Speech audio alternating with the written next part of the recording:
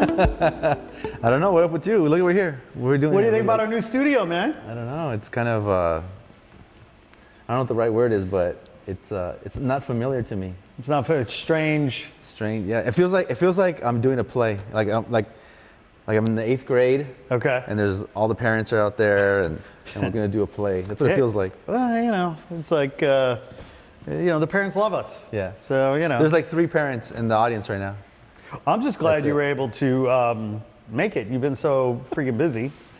Yeah, I'm glad I make it every day. I'm glad I just wake up. But this is like the busiest year you've had in your career as long as I've known you, it seems. Yeah, I mean, probably. Yeah, been super busy. Well, it's all relative, right? Because business-wise, work-wise, yeah, I think it's pretty busy freaking year. But I'm not raising kids anymore. Your kids are grown. The kids are grown. Like, they're home right now. Yeah. You know what they're eating? I have no Whatever idea. they want. Whatever they want, or nothing. Yeah. And you know what? I don't care. That's on them. That's right. They're adults now. They're adults now. Fuck them. Yeah. So anyway, you heard it first. So if I'm here, it's good. So so that's why busy is relative. Because when I remember when I had kids when they were young, when the kids were just growing up and all that, that was busy. To me, that was busy because that was like the whole other level of stress and all this other stuff, and on top of doing your work, So I feel good right now. I don't care. Give me more work. It's cool. Well, based on that cameo your mural had on the Rookie this week, I think more work is coming your way. So just to level set, right? So our boy Eric Winter and our other boy John Steinberg are involved with that show. Yeah. They've been on this show before with us. And I think they had nothing to do with me getting on the show either. So I don't know what's up with that. You know what? Hey, it's all positive energy pointing in that direction. Yeah. And now you were actually on the show, or your mural was on the show. Actually, more specifically, your mom and dad were on the show because the mural is of your mom and dad. Exactly. And the best part is you get paid for doing nothing. That mural was painted like 2 years ago. Yeah. They approached me, said we're going to use it in this episode, and what do we owe you? I gave them a number. They said thank you, and then that was it. Then they start filming. But so you're born and raised Angelino. Yeah. You came up, here, doing your art, so on and so forth. This isn't your first time. No. Right? No. Having your art featured or showcased on some Hollywood production. Right. What are some of the other TV shows and films that your art's been shown My in? art was featured in a movie called The Roommate. John Tucker Must Die was actually my first cameo in a movie. You were in it? Yeah. Oh. I was in it. Any words? No words. No lines? No words. I wish, because then that would have... That would have upped the pay. That would have upped the pay. Yeah. But, they needed a scene. Something to connect the last scene to the next to last scene. Yeah, right. And they thought, hey, maybe you painting will be a cool thing to transition. And I'm like, let's do it. So we got to see your back as you're painting. I was wearing a Crew West hat. Okay. Okay, so. And you see me painting. It's real quick, but the kids know.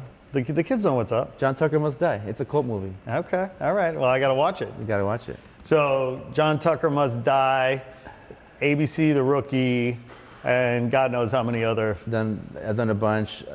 Die Hard, the movie. Die Hard, the movie? Because it was done in New York. Die Hard, the movie was in New York. Oh, of course, yeah. Shh, Hollywood. But it feels like, your dad could have hooked you up with more Hollywood gigs over the years, because he was a painter in Hollywood, set painter. Yeah. So my dad was Shout out to Mr. Poley. Yeah, my dad was a set painter for over 30 years. Yeah. Union, whatever it is. And his boss, Dick Gerard, was he's like a legend. He started at 16 years old working as a set painter, and he retired I think last year, at almost 80 or something. They're like, dude, you have to retire. No, he said if he retires, he's gonna die. That's what he said. Right. He was like, if I retire, a lot of people do. They got to keep working. Yeah. So, so him and my dad are both you know my dad. And so they have the exact same personality, fucking hard asses and just grumpy old men, but hard workers. Yes, you know? fuck yeah, I wouldn't want to have to keep up with them. And so they worked on a movie called The One with Jet Li. And not really my dad. My dad will say that he brought me in, but it was really because of Dick, Dick Gerard. Right. So shout out to Dick Gerard for all that. Shout out. And so he suggested me to one of the art directors or production designers. Yep. And that was a cool gig because I painted the old Belmont Tunnel. Right? Yeah. Which is a landmark for LA graffiti artists. But I painted the whole outside of it, right? Okay. And it was really about, 300 feet long. It was crazy. And it was done on the studio set, on the studio stage, I guess. And then they transported it and installed it, on location at Belmont Tunnel. And it's crazy because I got to do whatever I want. So I just did like my name, like I got tired of writing Man One. I started doing my friends' names and all that kind of stuff. I'm getting like, I think they'd pay me like a day rate, which was a good day rate. Right. It was like 3 days worth of painting or something like that. Installed it, and they shot the scene, right? When you watch the movie, it's not even in the freaking movie. It ended up on the editing room floor. No, it was there. Yeah, but okay. it was like Jet Li is like running across this bridge or something, and he jumps, and in the background, like 500 feet away from him, is like the graffiti I did, but it's nighttime. So you just see like little lines, So hey, you got paid. I love the way Hollywood spends money. I know, right? If you're on the receiving end, it's great. Because they're just like, I don't want to tell them that they could have done that for a lot less, but. Now, how many artists do you think would have gotten pissed off about the fact that their art ultimately wasn't shown? Like, you are like, I don't give a shit. Like, I got paid. It was a cool gig, whatever. Yeah. But, do you think some artists would have been like, fuck, they didn't show it? Like, it's an ego trip, right? Okay, well, I was featured on a movie with Burt Reynolds. Rest in peace. Oh, Burt Reynolds, yeah. And it was I think it was called Hard Time or something like that. And this is when he was like in bankruptcy or something. And so he had to come out of retirement. And so like TNT threw him a bone or something, and they let him direct like 3 movies. Okay, yeah. Right? And so it was like I think it was called Hard Time. And they hired me to be a graffiti artist in the movie, And so it was cool because I got to do the art in the movie. The writer and the bandit. I got to do the art in the movie. Yeah. But then also I got to be in the movie. Yeah, right? sure. And the backstory is really funny. So so check this out. So I go meet the art director, right? And when I walk into the scouting location or whatever, what do they call it? Like the casting. Okay. I go to the casting place, yeah. Right? There's like 3 other graffiti artists that I know there, right? Like, hey, what's up? Hey, I know why you're here. Yeah. So then I go in and show them my portfolio, my book, whatever, blah, blah. We talk about this and that. And at the time, I had a goatee like I have now, and my long hair and all that. And we're talking, the art director kind of like likes my stuff and started asking me some questions, blah, blah, blah. And then he says, I'm gonna take a picture of you, if you don't mind, because an idea came up that maybe we wanna cast the artist as the actual graffiti artist in the movie. Sure. So there's a chance that, and he looks at me and he goes, but I mean, just to be honest, we're looking for like a 19, 20-year-old kid, And you kind of don't look like you're 19 or 20, right? You look like a father of a 19 and 20-year-old kid. And he goes, but I'm gonna take a picture of you anyways. Right. And I'm like, so I take a picture of me, right? And so I leave, right? And sometimes they call you, sometimes they don't call you, right? Like you don't even know if you got it or don't got it. Yeah. And when you don't get it, you don't find out until you call them, and then they say, oh, by the way, calling you. That's right. They're not gonna call you, right? So it's been a week. So I'm like, I didn't get it. You should have your people call their people. Right. So my people are like, you didn't get it. So I'm like, shit, So I'm all in my head. I'm all pissed, right? I'm like, fuck, if I would have looked younger, you know, I should have shaved. That Hollywood. I should have freaking shaved and been like a young kid, right? So I'm all going. So then I said, fuck. So I shave. Because I'm like, you know, I might as well like. They like, got you, do man. They got else, in your head. They got in my head. So I shave, right? 2 days later, I get a phone call. Guess what? We showed Burt Reynolds your picture. He loves your goatee. He loves your look.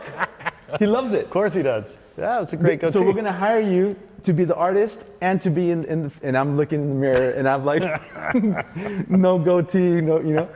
And so I'm like, shit. And then so they tell me they're gonna shoot in like 3 weeks.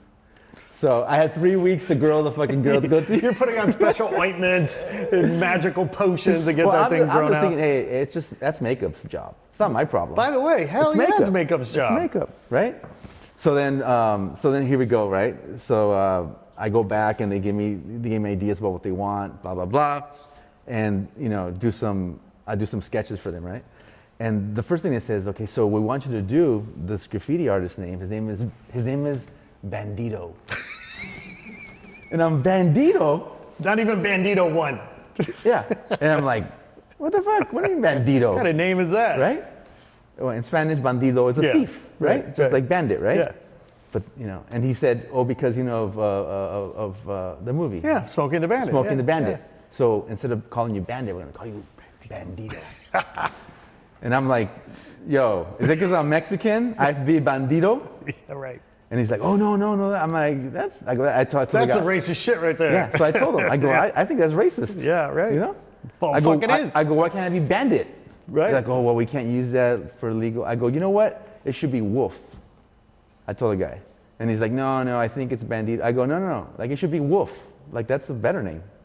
Like, that like a legitimate graffiti artist would have a name Wolf. They wouldn't have fucking Bandito. Right. No. You know? Yeah. So then they're like, oh, well, we'll figure it out. And they said, by the way, this guy, the whole scene, right, is that this guy is like the baddest ass graffiti artist in Miami, right? Sure. Yeah. That's why he's Bandito. And he's the badass. Boy, they're really working hard to sell this. But check this out. He's so badass, right? And by the way, you know, in the scene, Burt Reynolds, like, he did some fucked up shit, so they put him on graffiti patrol, right? So he's looking for Bandito. That's like worse than than desk work, crosswalk right? traffic. Yeah. So this is the thing is he's supposed to be looking for this graffiti artist, and then some stuff goes down, and then whatever, right? So that's like the scene. So I'm gonna be there tagging a wall, and he's scoping me out, right? Yeah. Taking you down. But he's so badass. This is what they've described to me. He doesn't use a spray can. No. Oh no, not Bandito. Not Bandito. He uses an airbrush. That was exactly what I was. That was exactly. And I said, oh my God. I said, what? He goes. Clearly, they've done their research. He goes, oh no, yeah, because he's like badass. So he like takes his time and does like badass shit. And I said, this is so rich. And I'm like, what are you talking about? Yeah. How are you gonna have a stupid airbrush in the middle of the street at night? They're like, we'll figure it out. But he just does so much detail. CG. And I'm like, no, you don't understand. It's backwards. If he was so badass, he would just have one spray can. Yeah. He would do all his art with one spray can. Yeah. And he would do the details and everything with one spray can because he's badass. Yeah. And they're like, no, it's gonna be right. And I'm like, this is gonna be some Hollywood shit. Like, I better charge him like double of what I was thinking. Yeah. You do have a reputation and a brand to protect. So I'm thinking like it's gonna be terrible. I'm gonna be, whatever.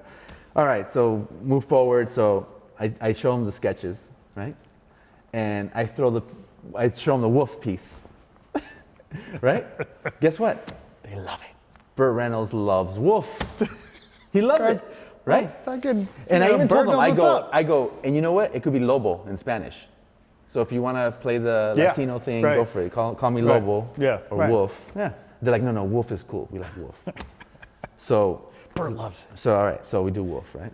So I show up on the set, finally, the whole deal's done. We're ready to go. They give me a call time. I go, and of course I got to go to wardrobe first, right? Yeah. It's terrible. to find out what Hollywood wardrobe thinks a graffiti artist looks like. Yeah. Oh wow. Yeah. They gave me a hoodie with cut off sleeves. Yeah. Right. They gave me some baggy ass jeans. They gave me like this. It was it was terrible. It looked like, you know, it was terrible. And I'm like, oh man. And then they do makeup on me and all that stuff, right? Okay, cool. So then I walk out. Did they give you a bandana? Because it feels like they would have given you a bandana. You know what? I think they did. Right. A bandana had to be in there. I have a picture with me and Bert. Okay. I gotta look and see if I have a bandana. All right. And by the way, my goatee did not grow back. I'm a slow grower. Yeah, slow grower. So, but it wasn't a problem. No one said anything the day of. Right? Okay. So I show up on the set. Finally, I'm ready. I'm dressed, makeup. I go in front of this wall, and Burt Reynolds is on the rooftop. Okay. Right? And the second AD was his brother, right? Okay. Bert's brother. So he's down there with me. Bert and Ben? I don't know his brother's name. And he's like, hey, so you know, this is what you're gonna do. You're gonna when we say this, you're gonna run to the wall, right? And you're gonna do your thing, blah blah blah, right? And then a few minutes later, you're gonna see Bert's gonna run down the street, right? That'll be the next scene. So it's like 2 scenes. The next scene, he's gonna run down the street, and when you see him run, then you book it. You're out of there, right? That's it. And I'm like, all right, cool. I can handle that, right? And you know, while we're setting up, you do the piece, right? So I'm like, okay, cool. So I got my spray cans, right? Next thing I know, the prop makers, or whatever they are, prop builders, whatever, they show up, right, with the art director, with this freaking backpack that I'm gonna wear, right? Right. And it's like, you know, like this big, and you know, okay. They said, put it on. Dude, it weighed like 100 pounds. What? It's like this super heavy What thing, was right? in it? A freaking compressor is in it with an airbrush coming out the side. And the freaking thing worked. It totally worked. Well, I'm the not dude surprised. is so happy. The guy starts explaining to me, look, I have 5 colors in there. And if you hit this button, the red comes out. If you then you do, and I'm like, bro, I'm not even gonna use this. Right. Like, it's just the prop. Yeah. He goes, no, you can use it. You can actually paint with it. Like, check it out. He starts showing me. I'm like, bro, you don't, like, I'm not gonna use it. Right, Like, right. I'm literally not gonna use it, Yeah, you know? yeah. And they're like, so these guys, imagine how many days it took them to figure build out that how to thing. build it, make it fit in a backpack so that I could carry it, so that it would It's a actually cool work. thing. Like, you'd be like, well, I'll keep it, but I'm not going to use it. I should have kept it. You should have. I didn't think about that. I should have kept it. I should have just walked off with it. Totally. Right? No, they didn't let me. They didn't let me walk off with it. So anyway, so I do the spray paint piece, says Wolf, right? And then we're gonna do this. Now we're ready for the shot. And there's all these people everywhere, like 100 people doing nothing, right? And they're all hanging out. And so finally Bert comes out, right? And his brother goes, okay, Bert's gonna talk to you now, right? You listen to whatever he says, like he's the boss, right? He's all right, cool. He's like, hey, what's up, man? You know, nice to meet you. I'm like, hey, what's up, Bert? How you doing? He's like, great, this is gonna be awesome. It's gonna be super easy. You're just gonna, you know, run against the wall, do this, blah, blah, blah. That's it. And then we'll do the next shot. Any questions? And I go, yeah, do I really have to wear this fucking backpack? Right. You know? Yeah. And he goes, yeah, you have to wear it. And I was like, okay, cool. Right? Yeah, well, Bert says so. So Bert turns around. Dude, like 3 people rush me. Like his people, whatever. Yeah, okay. And they're like, don't you ever talk to Burt Reynolds that way again. They're freaking out. And I said, what? He asked me, do I have any questions? And I told him, do I have to wear this? How dare you? Because I don't want it. have And they're a question like, don't after- ever question what he says. And I'm like, shut the fuck up. I'm like, he fucking asked me. He asked me if I should wear it. Right. You know? Right. I know, whatever. So he asked me if I had a question. I did. Yeah. Get the fuck out of here. Yeah. So that's what I did. So then we do the scene. Yeah. Right. Boom, boom, boom, boom. Whatever. Then now it's scene number 2, and it's funny because scene number 2, like, you know, I'm supposed to be painting with my airbrush, and then I see Bert, and then I run away, right? And then Bert runs towards the wall, and I'm gone, and he gets his wallet and he throws it against the wall, you know, where it says Wolf. Right. Because he's so pissed. Yeah, he's so pissed, you know. And he threw it like twice. Thwarted by It only took like 2 takes. Wolf. It only The took wolf thwarts him again. Yeah, and he just fucking threw it, right? So that was it, right? We're done. Yeah. Everyone's clapping, awesome job, right? So then, you know, they got their photographers and said, oh, we need to get some photos with you and Bert. And I said, yeah, of course, you know. So Bert comes over, right? And he's a cool guy, right? So he hugs me and he's like, hey, good job out there, whatever. He's like, hey, Wolf, I love that. I love Wolf. He goes, it reminds me of Dom DeLuise. You know Dom DeLuise? He always say, woof, woof, woof. That's what it reminds me of. I'm like, All right, dude, whatever. Cannonball run. So there you go. There's my story. Wow. Except, Yes. fast forward. But there's wait, more. there's more. That was the onset. Right? Yeah. So then they give me the date it's going to air, right? It's going to air on TNT, whatever date the premiere was, or whatever. But straight to TV, right? Yeah, so, for sure. Cable TV. So I decide, let's have a little viewing party at my in-laws' house. Sure. Why not? Yeah. Family affair. Show my wife and my kids weren't even born yet, I don't think, or they were really small. But I don't think they were born yet. But anyways, I said, show it off to the family, right? So we all gather around TV. My father-in-law has a big ass TV, right? Right. Shows up, premiere, hard time, blah blah, and I'm the first scene, right?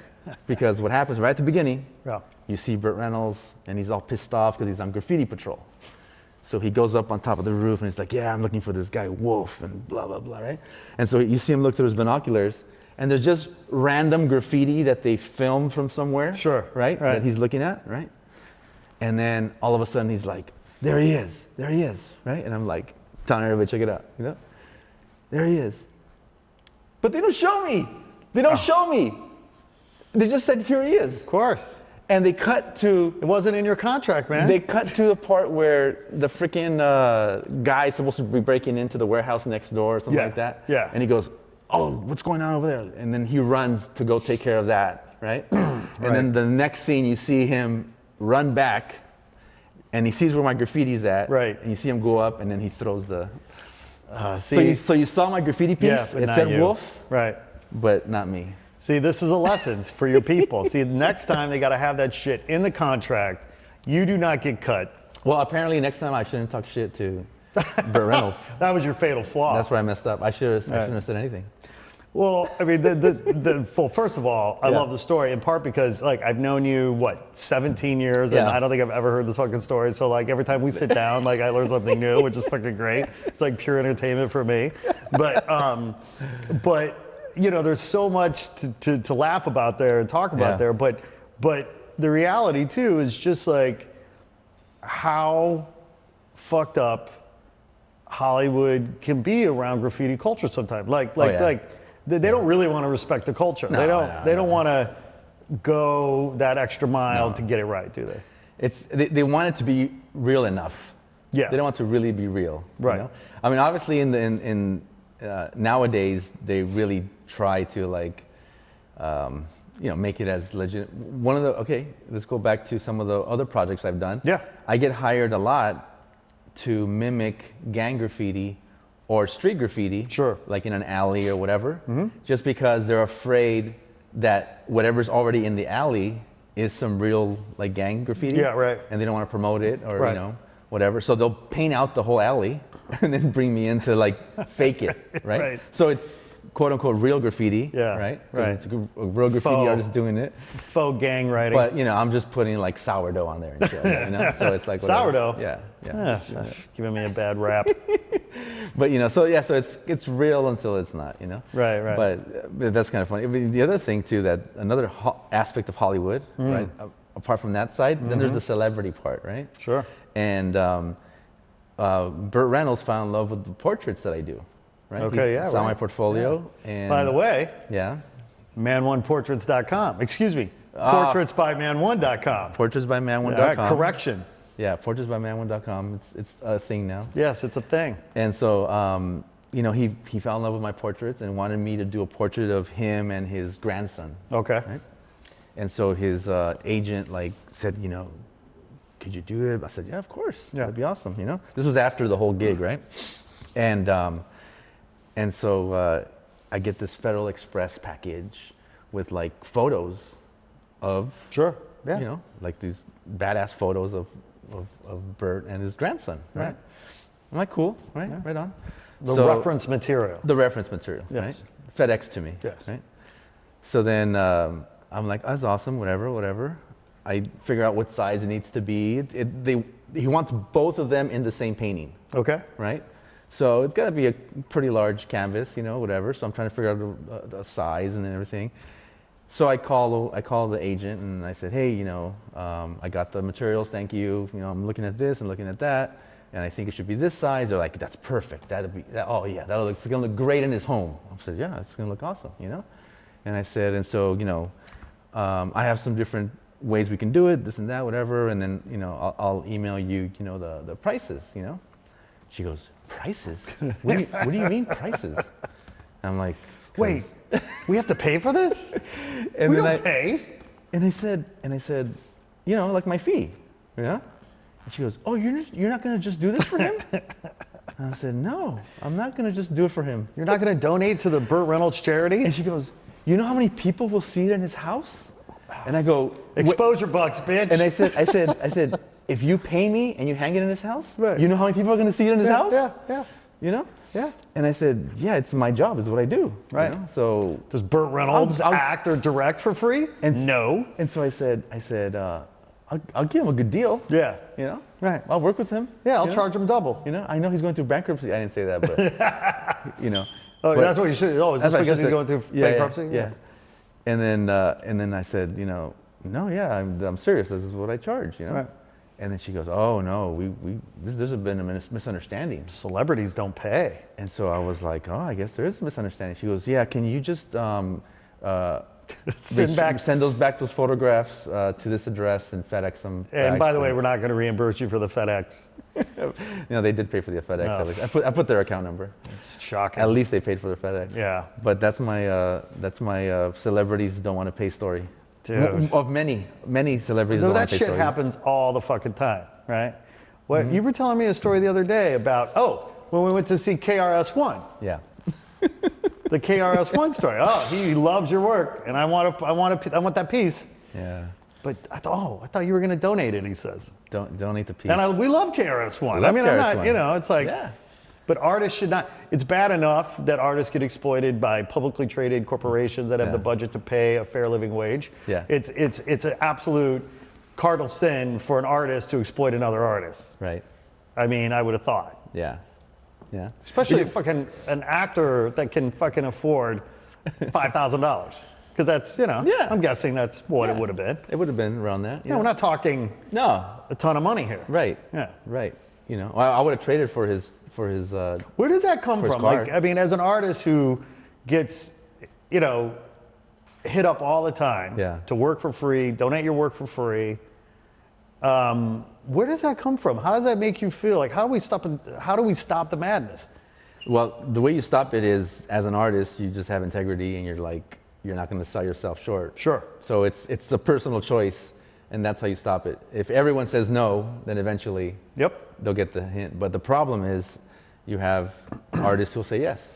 You know, they'll do it for free. They'll do it for the exposure. They'll do it because they're a fan. They'll do it for a number of reasons. Yeah. But when, you know, I think you really need to look at you know, at what you're giving away. You know, it's like, why would I give it away?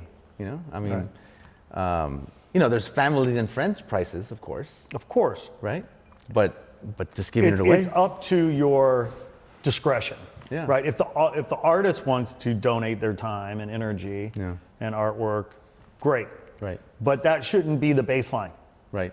Right. Yeah, and I mean, even now it's even crazier because of social media, right? Because now you have this whole thing where people take pictures of your stuff on the street all the time, and they just think, well, then art is free. Yeah. Right. I took a picture of it; it's mine. Perfect case in point to that. Kylie Jenner took a photo of one of my murals, in front of one of my murals, like years ago. Yeah. Right? And, over on Hollywood Boulevard, I remember this. Yeah. And, you know, it got over like 1.2 million views and like, you know, like. Well, it is Kylie. 700,000 comments. Yeah. She never tagged me. Right. Well, so I got no credit, no love for that. Yeah. Right. Now, what if I took a picture of Kylie and posted it on my Instagram? You'd be hearing from her people. I'd be hearing from her people. Even if I tagged her. Yeah, yeah, right. Especially if you tagged her. Right? So it's just, but why? Is it because she's rich and famous, then it matters? Or because she's a celebrity? Or, you know, it's just a weird thing, but I think artists just need to figure out, like, you know, what they're worth and just like stick to it, you know, and fight for, you know, you have to, that's what I've discovered my entire career is that you have to fight for everything. You know, you can't just assume people are going to be generous. You can't assume people are going to, help you out. The other day, I was doing a project for another company, which shall remain nameless. Tell me the name, I'll name them. No. No. I think I know. You probably do know. But somebody else in that company, not my. I'm just going to start naming companies and you just tell not my me. client. I'll start right now. You want me to start? No. I'll start naming companies. Not my client directly, but someone associated with I see. the client. Okay, 1 degree of separation. Came to me and said, met me on the job and said, oh, wow, this is cool what you're doing. This is awesome. I love it, blah, blah. Check this out. Look at this other stuff that I'm doing with this other artist, right? And he shows me, and it's cool stuff, right? And the guy tells me, isn't it really cool? I go, yeah, it's awesome. He's doing these like realistic like portraits and stuff with very intricate. And he tells me, God, I wish he would have charged me more because this guy's stuff is really good. And I said, what? He goes, yeah, the guy totally like low bid. He like bid so low on the project. Yeah. I go, but you paid him. He goes, yeah, but that's what he bid, so that's what we gave him. I said, and you couldn't have said, oh, by the way, this X is our budget. Right. Like we're just gonna give you what we had anyways, because they already had a budget in mind. Sure. Yeah. But he's telling me like a cool thing, like, oh, dude, he should have charged me way more. As if he had no power. He had no power. Right. Poor guy. He just had a checkbook. Yeah. Oh, and it's so sad that guy was a sucker. It's so sad that I work for a huge corporate company. And it's so sad that I had to exploit this poor human. I didn't want to exploit him, but he exploited himself. Yeah, right. So it's the thing. That's kind of like what I'm talking about. It's like, so as an artist, like number one, you have to just look out for yourself. And my deal when I work with corporate companies, like I don't care who it is. Right. If they're a big brand, corporate, you get my best work, but you also pay top dollar. And the unintended consequence, right, that I think a lot of artists don't understand is like, when you do that, when you give your art away for free like that, you hurt all of the other artists. Yeah. It devalues the work that artists do. Yeah. And there's always one idiot who's going to do it for free. Yeah. And there'll be an idiot that takes it. I was supposed to do an album cover for LL Cool J, and years and years and years ago. And the art director was talking to me, and there was going to be a video shoot. There was also going to be a photo shoot, and the artwork was going to be used somehow for the album. Sure. And we were negotiating for like 3 days, and it was all good. And then all of a sudden, it's Friday, and I don't hear from him, and the shoot's on Saturday. And I'm like, dude, we've been talking for like 3 days. Yeah. So I called the art director back, and I'm going, hey, dude, what's going on? He's like, oh, I forgot to call you, but we found someone who's going to do it for free. And I said, does LL Cool J know that the guy's doing it for free? He's like, oh, well, it has nothing to do with LL Cool J. I go, it's his album. Like, what do you mean it has nothing to do with him? You know? Right. Like, I think you should let him know that that someone's doing his art for free, Yep. And he's like, well, it's the director. It's someone he knows, and he's doing the director a favor. And I'm like, well, that's whack. Right. So I got, lost a good sized gig just because someone wanted to do it for free, And that happens like all the time. I could go down the list and tell you time after time where that happens. And, I don't know. I think artists just need to, it takes courage. Like I understand, when you're, especially when you're like hungry for a gig, right? Yep. And all of a sudden, like someone dangle something in front of you and like, hey, what do you think? LL Cool J. Yeah. And then all of a sudden you're like, well, I haven't been paid for anything in the last 6 months anyways. Yeah. What's one more gig I'm not gonna get paid on, Right. And then they say yes. But I can probably flip this gig into a paying gig. Yeah. And you know what happens? I always tell young artists, don't ever give your stuff away, because the way they tell you, one of the things they tell you is, well, next time we'll hire you because next time we'll have a budget. Right. Right? Yeah. Well, no. What happens is next time they do have a budget, but now they have the budget to hire the guy they really wanted to hire the first time. Yeah. And so they just leapfrog right over you, you know? So you help them get the budget that they're not going to use you on the next time. Yeah. And that's what artists, I think, need to realize is that, and that's, also when you're negotiating and you're trying to get, paid or whatever, I do 50-50. 50% up front, 50% when I finish, right? Right. And that's another thing I learned, because a lot of times they'll negotiate it. Well, we'll give you a percentage now, a percentage later, the rest on here, or we'll do it in payments or whatever. Yeah. And then all of a sudden you get one payment and then they're ghost. Or you finish the project and you're chasing them down for a couple $100 for like 6 months, you know? Right. And it's like, it's just not worth it, you know? So all those things, being able to stand up for yourself and say, no, this is how I do it. Yep. Right? I get paid 50% up front. Right. And if you don't like it, then I can't work with you. Right. And if you can't be that like cut and dry, then they'll take advantage of you. Yeah. You know? And so, but it does take some courage. It does take some learning. And, you know, for me, it's always like, I got screwed over on the last job. That ain't never gonna happen again. That's my, you know, if I fuck up, if I fuck up once, Right. you know, It's on you. I'm not gonna keep making the same mistake over and over. Yeah. And but a lot of artists, they do. I've known artists my whole life who are still making the same mistake now that they did when they were 20 years old. You know, Right. and it's because they don't evolve, or they don't know how to negotiate, or they just don't want to deal with the business. You know, and that's fine. Then get someone to handle your business. You know, if you can't handle it yourself, you know, Yeah. that's the other part of it, right? But anyways, it's just like it's just an ever evolving, you know, trick of the trade that you got to learn. I don't know, but Yeah, man. I mean, you don't get what you deserve. You get what you negotiate.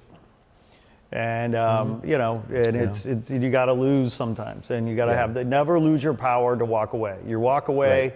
know what your walk away price is, and that's it. And it doesn't have to. We're talking about a fair living wage. We're talking about a rational strategy to figure out what you're going to charge. Yeah. And it's not that difficult. You know, if you think about, oh, I want to make $100 grand a year. Okay, cool. Well, do the math. Figure out what that equals out to an hour of your time. Yeah. Right. Figure out how many hours that project's going to take you. Do that math. Oh, by the way, figure out your materials and figure out your, you know, what that lift is going to cost you. Work, you know, factor in the material costs. And then I say double it, because that gives you the profit and the room to negotiate. Yeah. Because they're always going to negotiate down. yeah, that I was gonna negotiate. Yeah. And just be bold. Say, yeah, no, that's going to cost 10 grand. Well, we only have 5. Well, okay, it can't be as big as you want it. It's Yeah. got to be, you know, like there are levers and dials that you can turn Exactly. up and down. You know, commercial art, Right. commercial photographers, commercial designers in the advertising world. I mean, there's a whole rigor and a whole practice and policy around how you bill for creative services. I think there's a lot artists can learn from that. And from also, that I world. think, you know, when you're dealing with brands, with corporate companies, you have to understand. You have to kind of get outside yourself and be on their side, looking in. Yeah. Right. And really think that, what is their culture about, right? Like how do they run their business? Yep. Don't worry about how you run your own business, because then you start thinking, well, you know, man, I shouldn't charge them $2,000. That's probably a lot of money, you know? Right. Look on their side and figure out, oh, wow, they just rented this hall for like 10 grand a day, right? They just flew in the musician that's going to perform tonight at 100 grand. Right. They just, you know, start figuring out like what they do. Right. And then that makes it really easy for what you Well, can and charge. what you're getting at is ask some fucking questions. Yeah. Ask some questions about what the project is, what's involved, Right. who's involved, you know, what's the deadline, what's the, you know, the constraints, Right. you know, these various things. And that helps to paint a picture as to what you're dealing with, you Right. know. And I think a lot, like for example, you know, agency XYZ is calling me for a project for Nike or whatever. Great. Oh, they're calling me. Yeah. Oh, cool. I'm going to bid this project. I'm going to, you know, you never think to ask, are you talking to any other artists? Exactly. Right? Yeah. Are you, how many other artists are you talking to? Right. Oh, 6? Right. Okay. Exactly. Who are you talking to? Well, we can't tell you that. Oh, okay, well, at least you know they're talking to 6 other artists. Yeah. That says a lot. Totally. But I think a lot of times our egos, oh, they're talking to me. No, they're not. They're talking to you and 5 other people. Or another thing is, what's your budget? Artists never ask, Right. what's your budget? Yeah, thank you. You Let's know, start with they that. just sit there and be like, oh, let me see what I'm going to charge them. You know? Yeah, right, Sometimes you're right. like, what's your budget? They're like, well, we got 20K, and you're like, Yeah. oh shit, I was going to ask for That's 5. right. That's right. Yeah, because they ain't You gonna know? reveal shit. But They sometimes might they do. answer Sometimes a question. They do. Yeah. Sometimes they do. And Yeah. you know what's cool now? I obviously been doing this a long freaking time, but what's pretty cool old. now is that a lot of times when they come to me on projects, they have a budget in mind now. and they want to Yeah. know if you can fit within their budget. Right. Right. And there's a couple of ways to get. Number one, sometimes they'll just tell you, like, hey, this is all we got. This Yeah. is, we want you, Yeah. and this is what we got. Can Right. we make it work? Right. And then that's awesome, because then you can say yes or no, and if yes, but we need to do this or do that, and then we'll make it work. The other thing is they'll say, that they're looking to work specifically with you, and then they won't tell you their budget really, but then you give them a range, right? And you say, well, we could do this for that, and do this. Just kind of throw numbers out there, and kind of and then you'll feel when they're like, oh yeah, that sounds good, Right. And then you kind of figure out, Yeah. But it comes with experience and knowing all that stuff. But but yeah, I mean, early on when you're first starting up, like you don't know a lot of that stuff, and you don't know how to ask the right questions. Well, and also understand that, your competition, you're competing with free. Yeah. Yeah. And how the fuck do you beat free? Yeah. And that's a big challenge. And, it's a systemic issue. Right. Because, if the client or the buyer doesn't give a shit, Right. Good luck. Well, I've done projects. Matter of fact, I did a big tour with